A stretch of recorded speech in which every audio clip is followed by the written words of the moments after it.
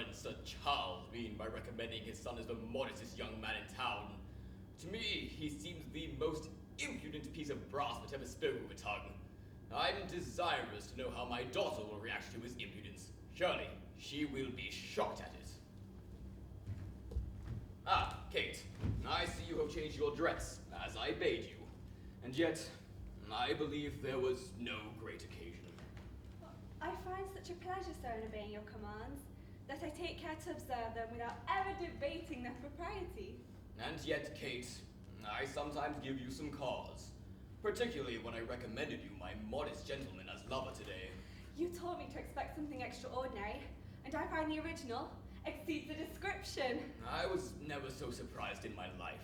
He has quite confounded all my faculties. I never saw anything like it. And a man of the world, too. Aye, he learned it all abroad.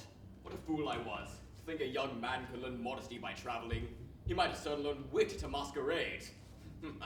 Seems all natural to him. No doubt a good deal assisted by bad company and a French dancing master. Surely you're mistaken, Papa.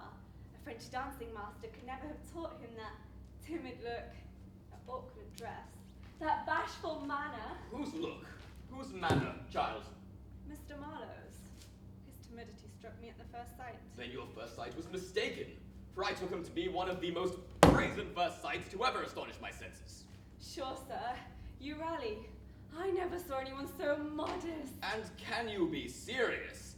I never saw such a bouncing, swaggering puppy since I was born. Surprising.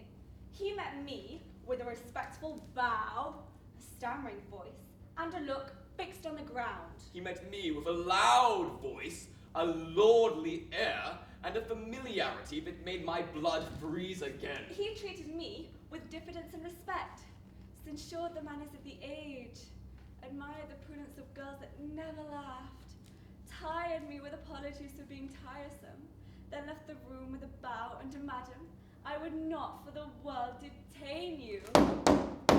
He spoke to me as if he knew me all his life before, asked 20 questions and never waited for an answer, interrupted my best remarks with some silly pun, and when I was in the middle of my best story of the Duke of Marlborough and Prince Eugene, he asked if I had not a good hand at making punch. Yes, Kate, he asked your father if he was a maker of punch. One of us must certainly be mistaken. If he be what he has shown himself, he shall never have my consent. And if he be the sullen thing I take him, he shall never have mine. In one thing, then, we are agreed to reject him. Yes. Good. But upon conditions.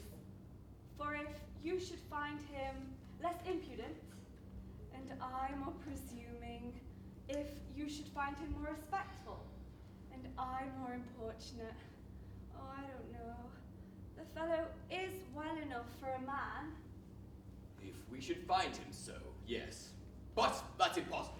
His first appearance has done my business. I'm seldom deceived in that. And yet, there may be many good qualities under that first appearance. Aye, when a girl sees a man's outside to her taste, she then sets about guessing the rest of his furniture.